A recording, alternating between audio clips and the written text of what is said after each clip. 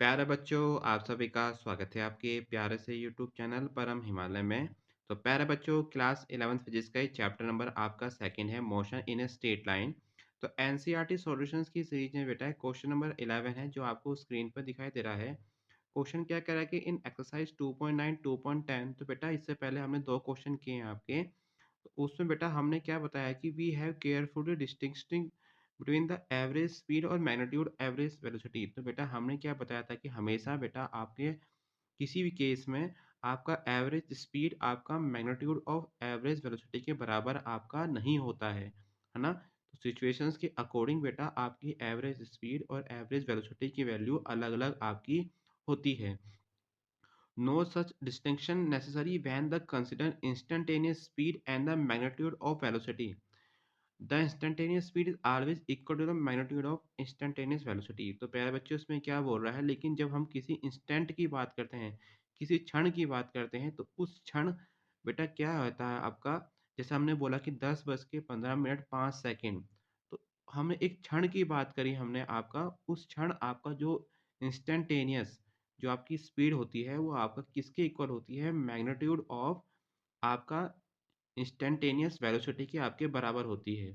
तो देखिए इंस्टेंटेनियस बेटा होता क्या है, देखिए एक्चुअली हम लोग बेटा एवरेज स्पीड और एवरेज वेलोसिटी कैसे निकालते हैं, तो हम इसमें दो पॉइंट आपके लेते हैं ए और बी, जिसके बीच बेटा कुछ ना कुछ आपकी डिस्टेंस होती है। कोई टाइम इंटरवल बेटा आपका टी पर है ना। तो टी टाइम पे बेटा वो कुछ ना कुछ आपका डिस्टेंस ट्रेवल करती है। तो उसमें हम लोग बेटा ए और बी के बीच आपका एवरेज स्पीड और एवरेज आपका वेलोसिटी हम लोग फाइंड करते हैं। लेकिन अगर इस एग्जांपल में बेटा अगर टी टेंस टू बेटा क्या हो जाए, आपका जीरो हो जाए, मतलब टी आपका इतना छोटा हो जाए कि मतलब जीरो के बस के आसपास हो, मतलब तो उस केस में जो ऑब्जेक्ट बेटा आपका होगा ए, उस बेटा और जो ऑब्जेक्ट आप जो आपका बी होगा, उसके बीच डिस्टेंस बेटा क्या होगी, बहुत ही कम होगी। एक्चुअली मैंने यहाँ पर डायग्राम बना दिया है ए और बी के बीच के डिस्टेंस का, लेकिन ये डिस्टेंस जो बेटा आपकी होगी ये बहुत छोटी होगी, है ना। इसको हम लोग कैलकुलेट नहीं कर सकते, ये इतनी छोटी डिस्टेंस बेटा आपकी होती है, मतलब टी टाइम्स टू जीरो, मतलब इंस्टेंटेनियस। हम लोग आपका जो स्पीड निकालते हैं किस केस में, जब आपका टी बेटा क्या होगा, शून्य के लगभग बराबर बराबर होगा।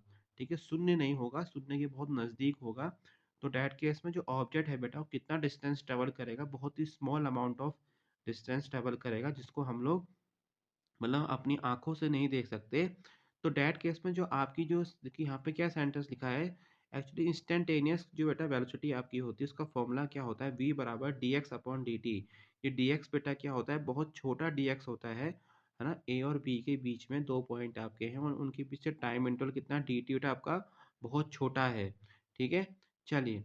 तो बेटा तो in such a small interval of time D T the direction of motion. ठीक है, तो बेटा यहाँ पर हम लोग बेटा क्या मान के चलते हैं आपका, अगर टाइम इंटरवल बहुत छोटा आपका है, जैसे हमने बोला कि है ना 10:15 5 सेकंड पर, तो उस समय पर बेटा उसकी स्पीड बेटा क्या होगी, the direction of motion and particle is not suppose to change, that displacement is effectively equal to the distance. तो आपकी छोटी जो डिस्टेंस आपकी dx है, ये बेटा बहुत छोटी होगी। इस केस में हम ये मान के चलते हैं कि डायरेक्शन आपकी चेंज आपकी नहीं होगी, है ना, क्योंकि बहुत छोटा टाइम और इंटरवल है। तो डैट केस में dx बेटा क्या होगा, ये डिस्टेंस डैट केस में डिस्टेंस बेटा क्या होगा आपका, डिस्टेंस आपका डिस्प्लेसमेंट के इक्वल हो जाएगा। वो अगर बहुत ही छोटी डिस्टेंस ट्रेवल करेंगे, तो डिस्टेंस में बेटा जब हम टाइम लगाते हैं तो क्या बन जाता है आपका, ये स्पीड बन जाता है। और बेटा डिस्प्लेसमेंट अपॉन टाइम बेटा क्या होता है आपका, ये आपकी वेलोसिटी होती है। तो जब हम बेटा इंस्टेंटेनियस की बात करेंगे, तो इंस्टेंटेनियस की इस केस में डिस्टेंस बेटा आपका डिस्प्लेसमेंट के बेटा क्या होगा आपके, उसके बराबर होगा।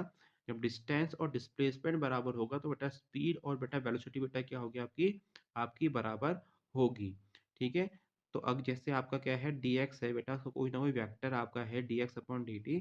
तो जब हम इसका मैग्नीट्यूड लेंगे तो क्या निकलेगा बेटा आपका, dx अपॉन dt आपका निकलेगा। तो ये कंडीशन यहाँ पर फुलफिल आपकी होनी चाहिए। तो ये बेटा आपकी कंडीशन कौन सी है, dx अपॉन dt का बेटा मैग्नीट्यूड बराबर dx अपॉन dt।